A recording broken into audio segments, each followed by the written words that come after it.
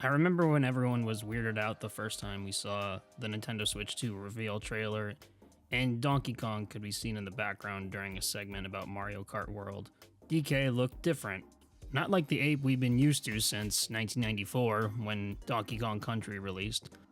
His look resembled that of his appearance in the Super Mario Bros. Movie, something that I read in many places online after the reveal. I recall finding the new look a bit odd, but I understood it since something grand synergy between movie and video game. Gotta keep the consistency, otherwise someone might complain. Then Nintendo announced Donkey Kong Bananza, and it became pretty clear why the artist behind Mario Kart redesigned our beloved simian friend. This was DK's official new look, here to stay, and the first major redesign of the character in more than 30 years. Regaining stewardship of this beloved character, as well as turning the page on an artistic decision or an artistic look, a design that was done by someone outside of the company, Kevin Bayliss of Rare, a former second party that Nintendo sold to Microsoft back in 2002. Shigeru Miyamoto gave an explanation for the redesign, and I think what he says makes sense. When we were talking about trying to create new versions, evolving Donkey Kong, we created the game called Jungle Beat. We worked together with the team that made 3D Mario. With the technology that was available at the time, we were able to make Donkey Kong more expressive. And going back to the design that Rare came up with, we reevaluated what can we do with the design to make it more expressive. And then when it comes to the movie, we decided to move forward with this new generation Donkey Kong design.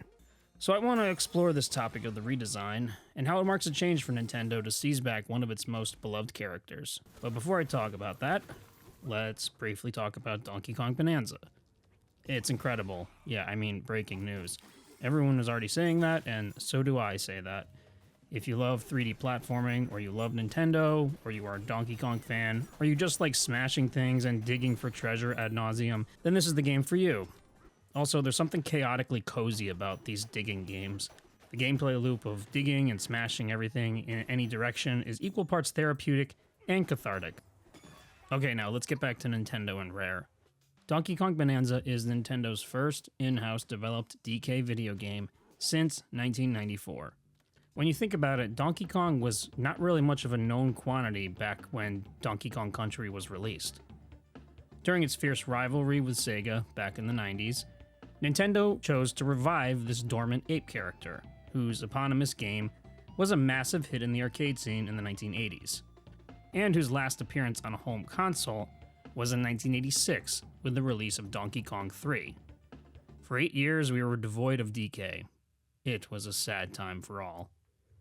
Then comes 1994, and Nintendo brings DK back in not one, but two new video games, with, notably, two different designs.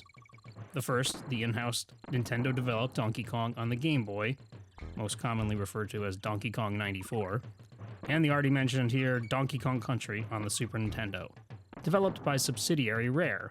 Both games are beloved for different reasons, but what I find interesting is how each game had its own unique design for Donkey Kong, and that the Rare version eventually won out. I imagine 8 million copies sold had a part to play in that choice. I think it's fair to say that I have been a Donkey Kong fan since I was a little kid. I was born in 1986, so I was too young to experience the original Donkey Kong arcade cabinet, but I feel like I was aware of the character and maybe had heard of that particular arcade game during my early gaming years. But then came Donkey Kong Country in 1994, which left such a huge impact on my 9-year-old brain. A fun platformer with absolutely incredible visuals for the time, as well as music that still holds up today. We saw DK redesigned from his original 8-bit era into this sleek new Silicon Graphics created, CGI-esque, 90s inspired ape with era appropriate attitude. This was the moment when Rare left its mark on Donkey Kong. And that look stayed with him and all of the supporting cast of characters several console generations into the future, all the way up to the Switch. It wasn't just the artistic design of DK, however, because that particular look that Donkey Kong had all those years later was, in my opinion, more or less a result of how he was rendered using the Silicon Graphics workstations. Like, you could always sort of visualize where the seams were in the modeling of his character. Even with the graphics improving each generation, and DK's appearance updating with the times, There was always, it seemed, sort of a blockiness to Donkey Kong's design. I'm not knocking the design for that, just kind of pointing it out. I think an apt comparison is something like Woody and Buzz from Toy Story, or really just all the Toy Story characters. The first movie was mind-blowing when we saw it in 1995, and after so many years of improved CGI, some of the cracks are quite a bit more noticeable when you compare the first movie to subsequent Toy Story movies or other Pixar properties. However, like Rare and Donkey Kong Country, Pixar knew its limitations with the technology when creating Toy Story, which is why the movie really centers on toys, because they're not a natural creation, so you can play with the blockiness a bit more. I mean, look at the people in Toy Story. They don't really hold up too well, but anyway. With Donkey Kong Bananza, we went from this to this. His eyes are far more expressive. The look of his mouth has changed. DK has a bit more of a sculpted look in terms of the physique, with round contours, particularly in his teeth and areas like his nostrils, and the fur also was way more detailed. The biggest change, obviously, are DK's eyes. They're taller, closer together, and just seemingly more expressive compared to the previous Donkey Kong games, even ones from the Wii U and Switch era. There was also something slightly lifeless when it came to the eyes in the old Donkey Kong model. Whereas in Bananza, Nintendo really created a far more expressive character. It's almost like how in The Legend of Zelda Wind Waker, Link had these very expressive eyes that were a key feature of the game. I kind of see something similar in that with Donkey Kong Bananza. Something to also mention is how when they first revealed the new look in Mario Kart World, the whole black part of his face behind the eyes and whatnot and between them, I always just thought that looked so weird. It just seemed unnatural. But then going back to the original Donkey Kong Country model, that was also present. I just guess it was never as noticeable. All of this said, I like how Nintendo isn't trying to overwrite Rare's legacy of Donkey Kong. The inclusion of a tie was a creative choice Rare made way back on the Super Nintendo, and we really cannot think of DK going about without one. Bananza DK has the tuft of hair on his head, just like his country counterpart. His overall body shape is more or less the same. I think the most notable way in which Nintendo honors Rare is with some of the audio choices in the game. Notably, the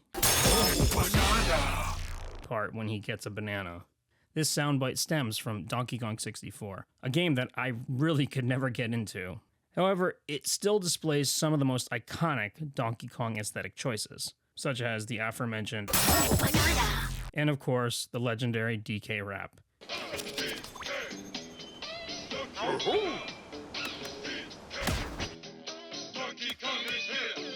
It shall never get old. I'm always going to have a fondness for Donkey Kong. I think my nostalgia for the Donkey Kong Country games still holds sway over me 3 decades later. I mean, they say that about nostalgia when you're that young. Those things stick to you when you're at that age. I've always enjoyed the charming nature of DK throughout this 30-year stint. But I'm totally on board with the new design with Donkey Kong Bananza. Above all, the game will, I think, hold a consistent audience on the Nintendo Switch 2 throughout that system's life. Much like this Nintendo team's previous work, Super Mario Odyssey. It's that good. And I look forward to seeing what Nintendo comes up with next with its beloved simian character.